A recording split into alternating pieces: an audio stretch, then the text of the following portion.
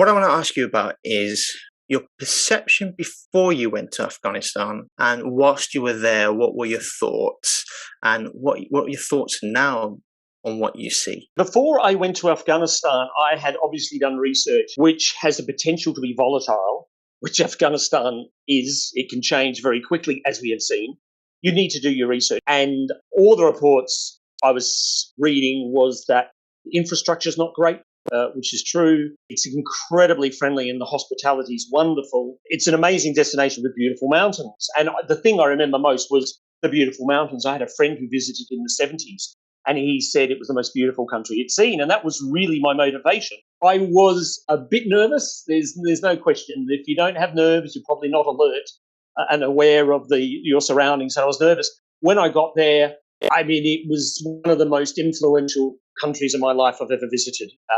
One thing I noticed that was very strong was almost the entire absence of women in the street. So there, in the rural areas, found that I was not served by one woman in a shop. None of the the homestays I stayed at, or the little guest houses. I was never served by one woman. The only women I saw working were in the fields and farms. But in terms of retail, shops, nothing. Women weren't allowed to leave the home without permission. And when they did, they had to, if they left with the man, the husband or the brother, they always walked behind them, because the man was walking in front and his wife, who was obviously a bit shorter, was behind in the full, the metallic blue burqa. And walking behind her, was their daughter, who probably just reached puberty, maybe 12 or 13. And this is the only time you saw the women. Sometimes they go out in twos, but it was, even my guide I spoke to, and I said to him, what's it, about his family? And he says, oh, no, my wife never leaves the home. This was considered quite normal there. The other thing with Afghanistan is the infrastructure wasn't good where I was. I remember the road I had to travel. You'd be lucky to average 20 kilometres an hour, and that was the main road in the region. Really tough. The villages are very small because of to sustain the people. It's a very harsh environment in winter. Preconceptions I had of Afghanistan were rendered minimal by the time I went there, because it was far more complex than I was led to believe.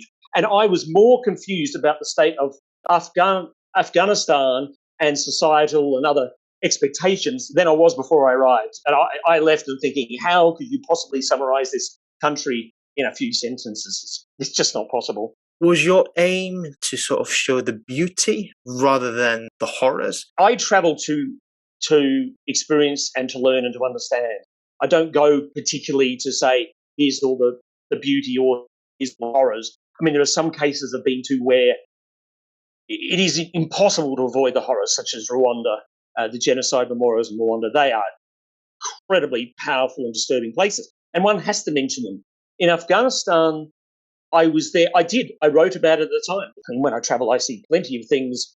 Whether I agree or disagree with them is irrelevant. I just tell what I see. I'm a positive person, so I tend to focus on the positive. People who know me, I'm a very positive person. So I'll focus on hospitality and the food and the incredible natural beauty, and it is still the most beautiful country I've seen. So I don't go to comment on societal or cultural issues, because it will give me an awareness. It will give me an awareness of the complexities around me, and that's what I found, that it was far more complex than what I previously imagined. But full understanding, there's no way, even spending months there, you'd have trouble getting a full understanding of the complexities. I mean, I live in Kenya and I've been here for years, and even after years, there are still things I'm learning. And Afghanistan, I think, is a very complex country.